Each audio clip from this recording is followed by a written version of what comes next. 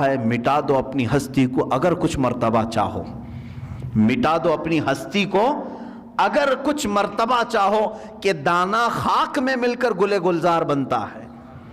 بیج کو کیچڑ میں بونا پڑتا ہے تب جا کر کے پھول اگتے ہیں۔ تم اگر یہ سوچتے ہو کہ میں سارے مرغن غذائیں کھاؤں، بہترین چکن مٹن اور سارے گھی مرغن سب چیزیں کھا کر کے میرے دل کو ذکر کی لذتیں ملیں، مشکل ہے، ایسا مشکل ہے۔ یہ راستہ تھوڑا سا کٹھن ہے۔ میں تصوف کے راستے پر آپ کو کہہ رہا ہوں، کچھ چیزوں کو روکنا ہوگا، صبر کے راستے پر آنا پڑے گا۔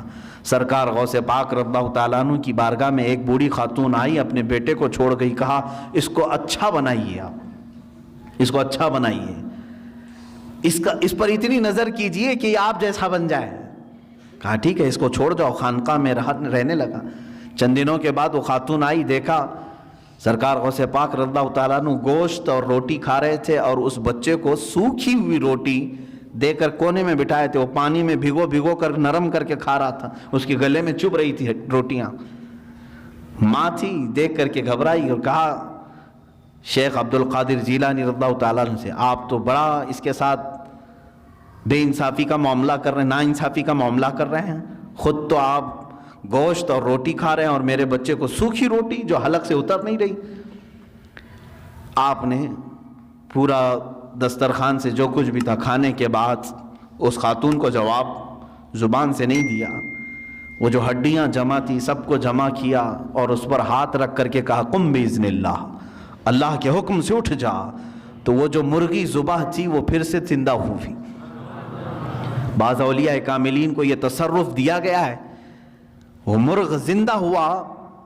آپ نے اس خاتون سے کہا کہ اے خاتون، جب تیرا بیٹا بھی اس لائق بن جائے تو اسے بھی میں ایسے ہی کھلاؤں گا۔ اس کی تربیت کا زمانہ ہے، اسے آج صبر سکھایا جا رہا ہے۔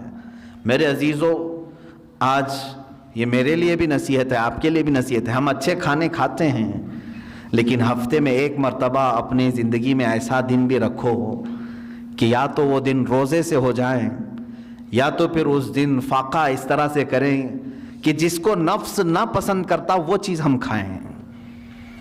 سوکھے چوڑے ہمارے ہاں ملتے ہیں، ظاہر سی بات ہے اس کو چبانے میں دقت ہوتی ہے۔ اس نفس کو مارنا ہو تو ایک دن ایسا رکھو کہ اسی کو کھا لیں ہم۔ روٹیاں سکھا کر کے رات کو اولیاء کاملین رکھتے تھے صرف اپنے نفس کو مارنے کے لیے۔ جب تک آپ یہ جنگ نہیں کریں گے ذکر کی لذت آپ کو نہیں ملے گی۔ ہاں، آپ اللہ اللہ اللہ اللہ کریں گے، سر ہلے گا، دل کچھ بھی نہیں ہلے گا۔